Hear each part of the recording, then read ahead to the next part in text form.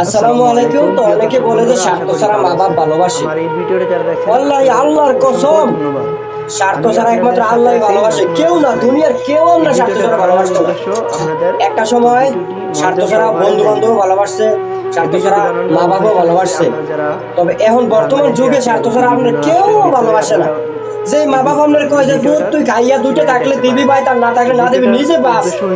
আপনি 3 মাস টাকা দিয়েন না ভাই, আল্লাহ আল্লাহর কসম, এই মা বাবা আপনার স্বার্থ ছাড়া ভালোবাসতো না। স্বার্থ ছাড়া কেউ আপনার ভালোবাসতো না। এই কথাটা অনেকে হয়তো বা অন্ধের মতো মা বাবার বিশ্বাস করেন, এই করেন এই করেন, এই মা এই বা এইটা আমার ইয়া কমেন্ট করতে পারেন, গালাগালি করতে পারেন।